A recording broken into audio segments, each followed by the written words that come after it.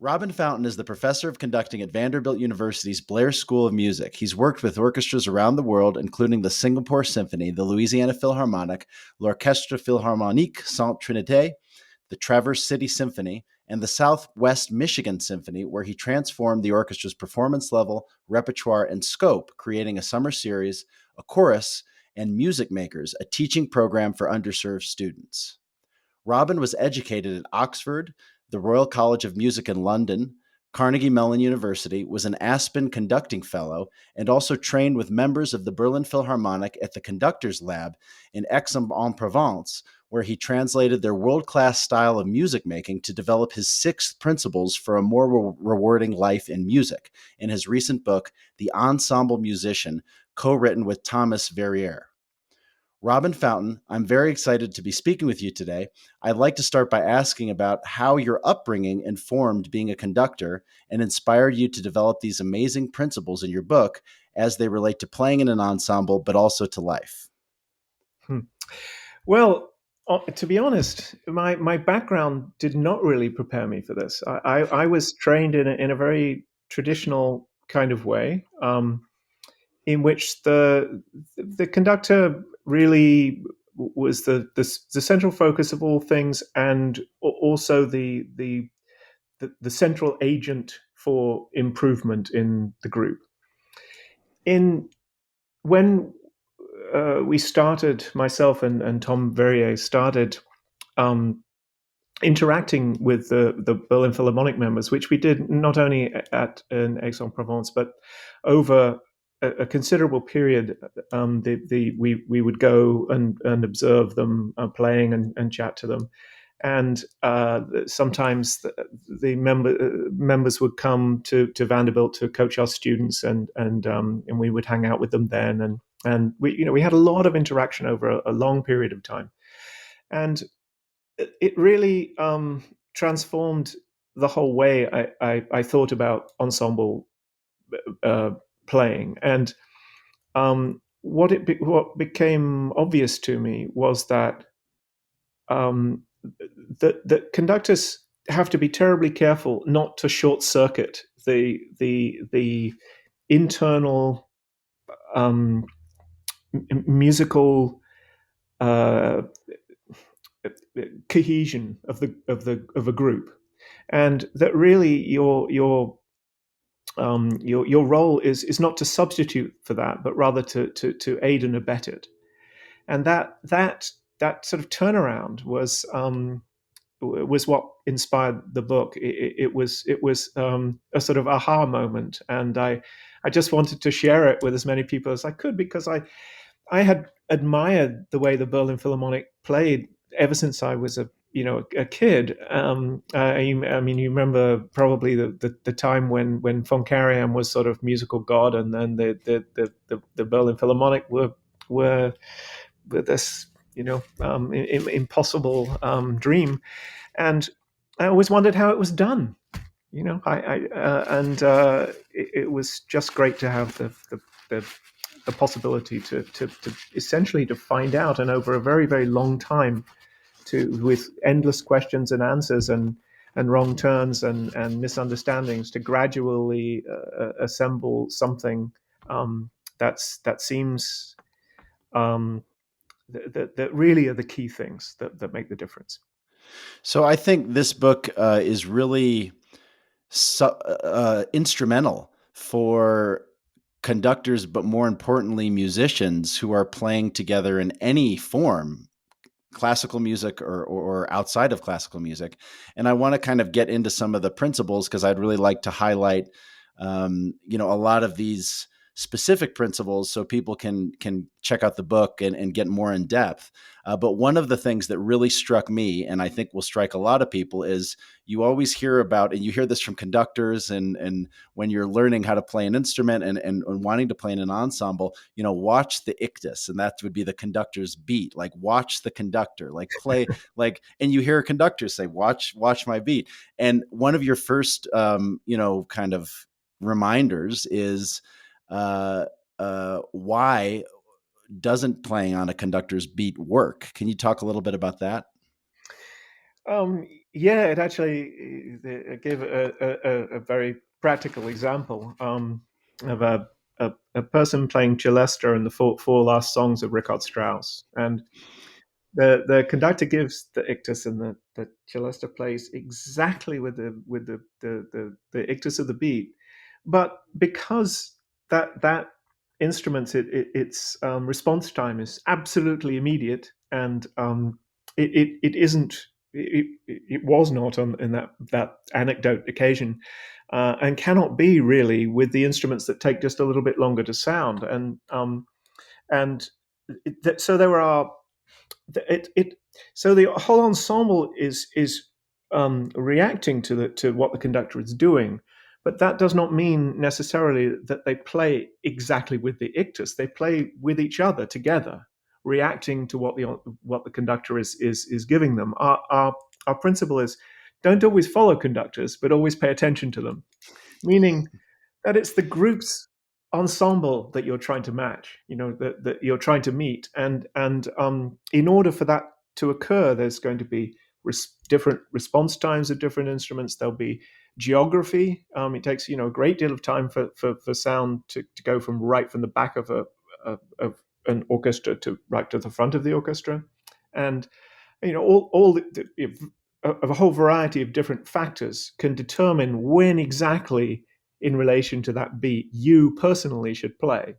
But ultimately, your goal is to be with the orchestra, and I think um, musicians learn this over time. But I, we tried to write a book that would help a young musician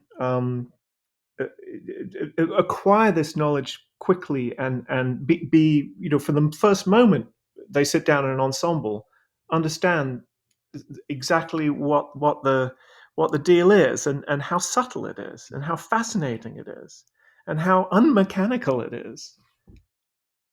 It, it uh, it's this really, playing in an ensemble really is an art, and the timing of when you play is a really important piece of that art, and it can't be simply, well, I'm going to play with the conductor, because if you Mhm. do, if the whole orchestra played exactly with the conductor's beat, the actual result will be all over the place. Mhm. Yeah, one of the things I love about how you laid it out is because just remembering when I transformed from wanting to be a player in the orchestra from wanting to lead the orchestra, I was so overwhelmed with everything. Like cuz initially you have your own part and you get used to playing with your own section if you're lucky, and maybe the rest of the orchestra. And then, once you come outside of that, or this could be chamber musicians as well, you're looking at a whole score. You're trying to, kind of break this down. What is there's a magic to it. Like some conducting teachers talk about it in the spiritual realm. Like it's just this Yeah, mysterious thing, how orchestras come together. Um, and one of the things I can remember is for intonation. I'm sure you've probably seen or worked with Pierre Boulez. He can hear anything, any little thing that's going wrong in an ensemble. My wind ensemble director, when I was doing my master's, he would point out every single little intonation thing and talk about the beats and and tell you're out of tune, you're a little high, you're a little low. You kind of talk about intonation in a separate way. And in my career, I've tried to incorporate some of these principles already before reading the book. mm, Um, Itzhak Perlman said to sound in tune, play out of tune together. And can you talk a little bit about how your principles relate to an orchestra taking their own, leadership, individual members, and dealing with the art of intonation? sure. So, first of all, there's no such thing as one kind of intonation. It's sometimes, if you're playing with a keyboard instrument, for example, and it can be tuned percussion, or an actual keyboard within the ensemble, then it is absolutely incumbent upon you to play with that intonation. So, and that's going to be quite different from a situation in which there's no tuned percussion or keyboard, nothing in equal temperament, and so you can go for something closer to natural intonation. And in those two situations right there, they require uh, the skill of knowing who to listen to at any given moment and knowing what to listen for. And our suggestion in the book is to always concentrate. If you're not trying to be with a keyboard, always concentrate on listening to the bass. Have it be firm and rich and full of vibrant life, and then consider where you are in the chord, and constantly adjust um, thinking laterally, those around you, to who has the same note as me, and constantly trying to find agreement between those elements, but all in relation to a firm bass. And it ultimately it's going to require you to make 1,000 adjustments, and that constant adjustment. When you hear it done, it's glorious. It's just glorious. And um, I think the thing is that if when one can communicate this principle to a group, um, then you will tend to get that kind of intonation going forward. I think when one, as a conductor, it tries to tinker with each chord as it comes, really your ensemble, you can say, go up and go down and so on. You can be quite right and the chord can come correct. But there'll be another chord, and if they're not quite sure what the principles of how to do it are, then really you're going to get another out of tune chord a couple of chords later. So if one can establish what the principles are, and where one might put the intonation according to what kind of interval you are in the chord, um, that will really help, and then the ensemble will be able to keep doing that. Yeah, and I like how you kind of give a little bit of a mathematical, just general prescription, in that the majors, the major thirds, the major sixths tend to be large because they're major, they're bigger. The minor third sixths tend to be smaller. The Mhm. perfects, fifth and fourths, tend to be too small. And of course, the minor seventh need to be lowered because it's generally resolving that way. Right, right. Um, Right. So there are some rules of thumb that are in the book, and they're so helpful because they give you a starting point. And from that starting point, your uh, our principle is to play in tune, play out of tune together. mhm. Meaning, absolutely everything you do, it so far as intonation is only intonation in relation to what is around you. And um, that's really the thing. It's this constant um, minute adjustment as we go is the key to everything. And what are your thoughts on A being at 440 or above or not? Trick question. Yeah, yeah. It's so shocking sometimes, to go from recording to recording of the same piece, and it can vary such this really quite considerable degree. And well, personally, I do prefer it if we start at 440, Mhm. and And then just slowly work our way up by the end of the well, symphony, right? that creates its own issues because um, clearly when the strings are tuning, right, they're tuning in fifths down from an A typically, and by the time you get down to low C on a cello, if you've tuned in real fifths, resonant fifths, your C is going to be pretty low actually. Mhm, mhm, And so what tends to happen is that the body of the winds and brasses tends to rise, and the mhm, strings tend to remain, and so one can bifurcate if one isn't very careful. Um, there are some things that are simply practical that you have to think about. And uh, if we're going to play a piece that has a lot of keyboard, for example, we would certainly, I would encourage them to tune the fifths in keyboard fifths, not rather than in Mhm. in wide ones. One of the things you talk about is breath, and we think about this a lot, especially uh, as you bring the wind ensemble with the strings, because obviously the winds are always breathing, and the Mm. strings are kind of taught to breathe in a similar way. But you talk about it more as a gesture, as some kind of leadership of movement, initiative of the body, the arms, the in coordination, of course, with the musical intentions. I think anybody who's watched the Berlin Philharmonic or any other great orchestras can experience what this is like visually and obviously musically. But can you kind of talk about how you make that transition? How leaders in orchestras would talk about that for orchestras that sometimes we may be lucky to get the string players to breathe. How do you take it to the next level of that movement oriented approach of music making? Right. So what you're looking for is motion that that telegraphs to everybody not only when you're going to play, but also how you're going to play. So what character, what kind of attack, and the tenor of it, and that kind of motion.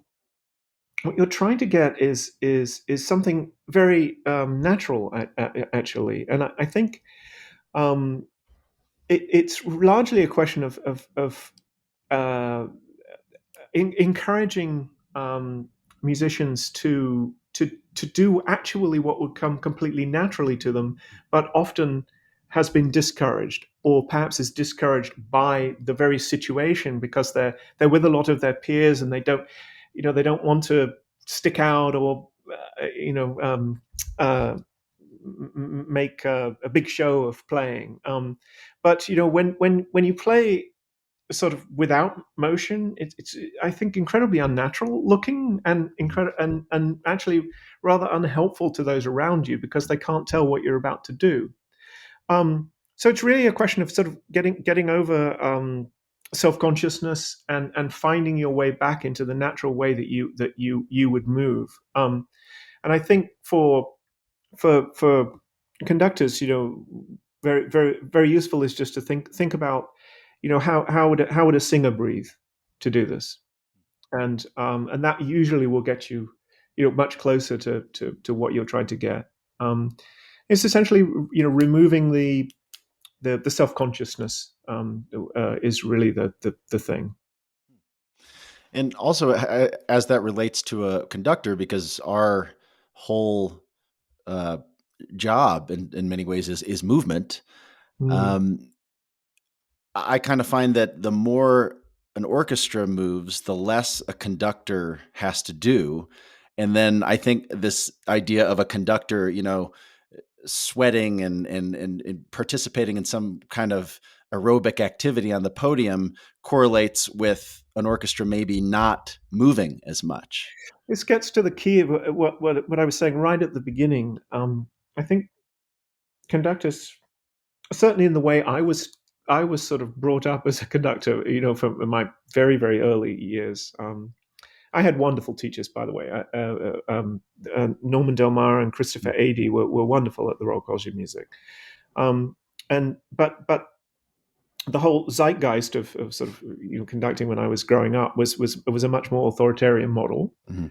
and I think the, there was a temptation then to substitute for the for what the musicians actually could be doing, and the more you substitute for it, the less likely they are to do it.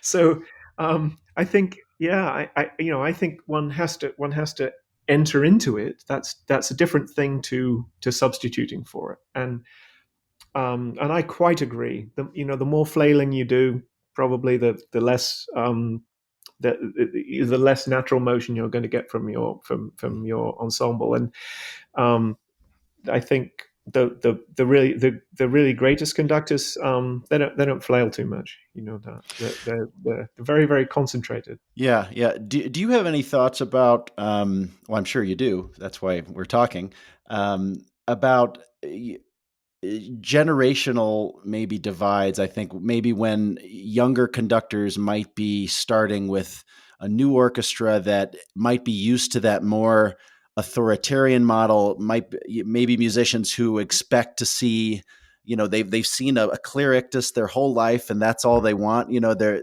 I mean, do you have any maybe suggestions for you know evolving orchestras in that manner for somebody who might be starting with an orchestra in a different style, or maybe the previous conductor was very old school, and obviously we're all trying to encourage this more collaborative approach which you discuss in the book.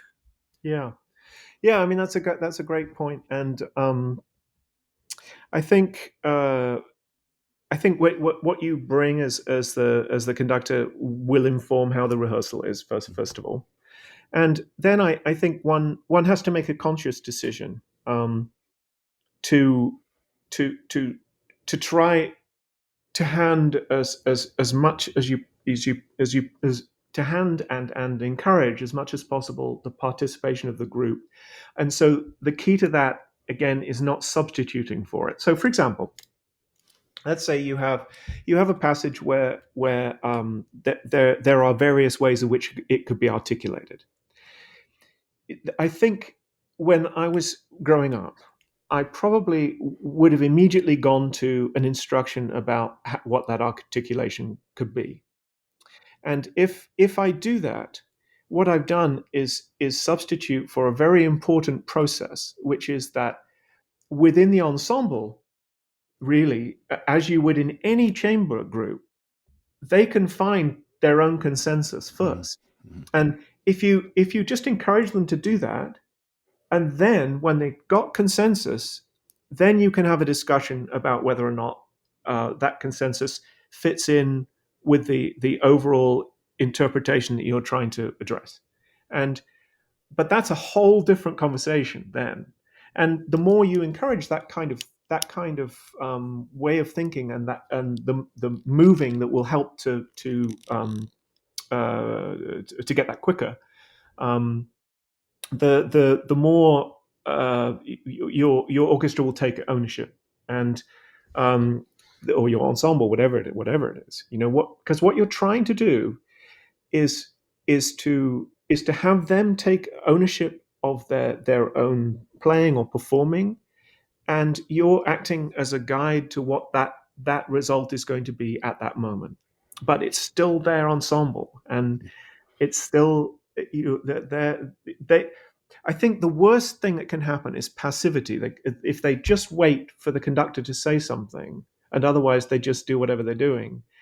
That's what we want to avoid, right? Mm-hmm. We want active participation, which means, and this is really important, not active participation, so that the ensemble members are themselves fixing things as they go, and coming to consensus as they go, without you saying. Of course, you could encourage them to do it, as I just mentioned, and I think that's the way to get it to start to happen. But you that's what you want to happen, and you can just encourage it, and it will start to take over that zeitgeist. One very important thing, I think, the reason why conductors often short circuit the process is because we're short of time, and we want a result now. and and Lord knows I'm as guilty as anyone. Do you get more patient the older you get? Is that how it works? No, I seem to be getting it seems to be getting worse. But we're always under the gun, right? But I think what is true is that, once you've adopted this way of encouraging people to play, there's a certain trust that takes over, because the thing is, it's going to take a little bit longer at the beginning of the process, Mm-hmm. because you're not just saying articulate this way. You're saying find consensus, and then we'll will make a decision, for example, right? But so maybe it takes a bit longer, but once they've got the idea that that's what they're supposed to be doing, and everyone is actively engaged, then the speed of improvement goes dramatically up, and the result ultimately will be much more natural and satisfying for everybody. I wonder if you've ever done this, and I've heard of this philosophy or this idea before. I've never tried it personally. Instead of having repertoire, and say you have 5 rehearsals to put a concert together, Mm. uh, instead of just focusing on your concert repertoire, what are your thoughts on choosing a piece that you're not going to be playing in a concert? For this could be for a college orchestra, professional orchestra, youth orchestra, you name it. Um, Having a piece that is not, you're not trying to get it to performance level, but you're using it maybe to focus on style, to focus on idea, to bring out ideas, from the ensemble without that time crunch of having to put a performance together. Yeah, I mean, I certainly I think that would be quite useful, probably. I think whatever you can do to I mean, I could see, for example, if you had read the book and thought, okay, I'm going to try this, and I could see that having a period in which you basically had a retreat kind of atmosphere in which everyone was going to kind of everyone's going to read the book, everyone's going to absorb these ideas, and then we're going to spend a couple of weeks just playing with it, and rather than having as you say, a concert down the street. I think yeah, I could imagine that being very helpful.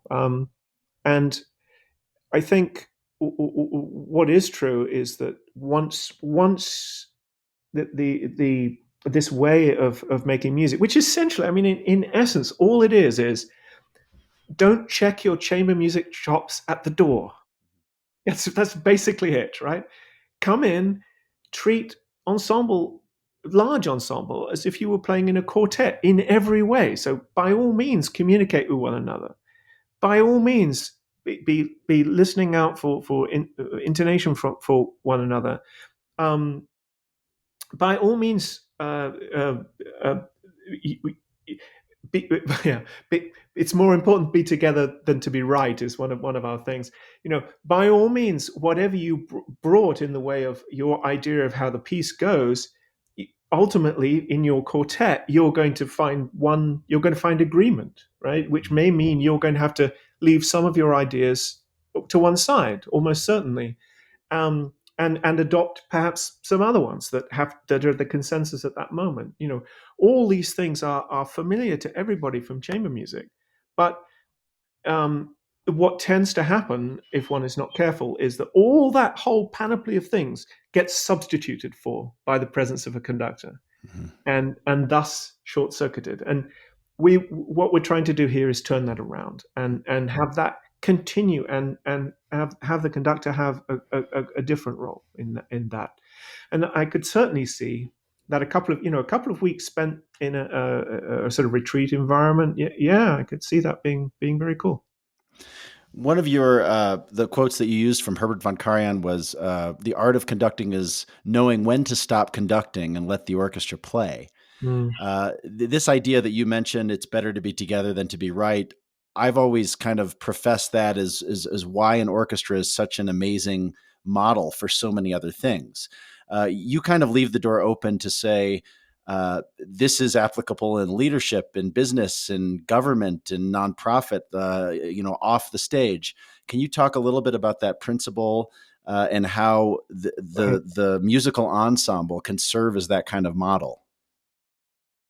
Right. Well, I think the thing about an ensemble is that questions of leadership and of um, uh, group dynamic show up instantaneously in sound, and so it's the best lab ever, because you ever so you can hear the results instantly. And I think by the way, there's I don't know if you've ever interviewed the if you know anything about the music paradigm. Do you know anything about that one? Mm-mm. I would thoroughly recommend checking out their website and uh, what they do is use orchestras as a model Hmm. for large corporations for leadership skills, which is Huh. very interesting. Huh. Yeah. So anyway, but I think I think it's very interesting that conducting and the way ensembles play has evolved over time in sync with I think the more forward thinking of the way businesses and other enterprises work. It's become more more driven by groups because people found the power of groups. And I think it's certainly been demonstrated amply through the net what incredible power the hive is. And and if you can create a hive mentality within your ensemble, I think it's obvious that is going to be a more successful enterprise. And I think there's a lot of in the whole zeitgeist right now that the old paradigms are kind of falling, the more authoritarian ones, and they're being replaced by more less top down models, and I think that's a very good thing. And I think that what's happening in music and the way maybe ensembles are evolving is just a part of a much larger zeitgeist Hmm. and can certainly serve as a model. Absolutely, can serve as a model. We because it's very visible.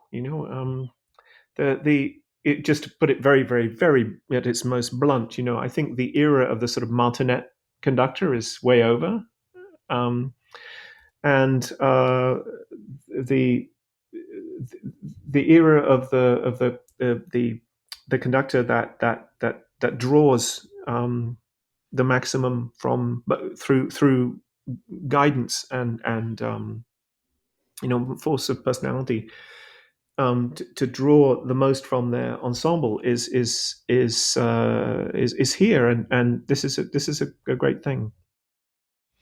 Well, that's incredible, and I just wanted to say that for anyone who wants to be a better musician, be a better conductor, be a better leader, anyone who kind of wants to know who's looking at it from the outside, who sees some kind of air of mystery around orchestras, this is such a cool uh, book and study in how musicians can better interact, how every musician, you talked about an orchestra being a hive mind, but Mm, and at the same time all of those different cells get to express their unique individuality. I think that's the magic of the orchestra, and you've broken it down so beautifully. And I wanted to thank you, Robin, for sharing your book. It is The Ensemble Musician: Six Principles for a More Rewarding Life in Music. And I hope everybody checks it out. And before we go, Robin, I understand you have an upcoming recording session of a symphony by Michael Kurek coming up. yes, Michael Kurek was is a recently retired faculty member from the Blair School of Music at Vanderbilt, where I teach, and is a wonderful composer. And we have the great pleasure of recording a 40-minute symphony. I mean, Wow. it's not very often one one gets the opportunity to record a new 40-minute romantic symphony, but that's our task in a few weeks' time. So that's what we're currently engaged in, and you know, I think as long as one has that kind of thing to look forward to, life is good. Well, if only a handful of those players in the recording read the book, it's going to be out of this world indeed. And I look forward to listening to it and sharing it. And thank you so much, Robin, for joining me on One Symphony today. Thank you for having me. It's been a pleasure.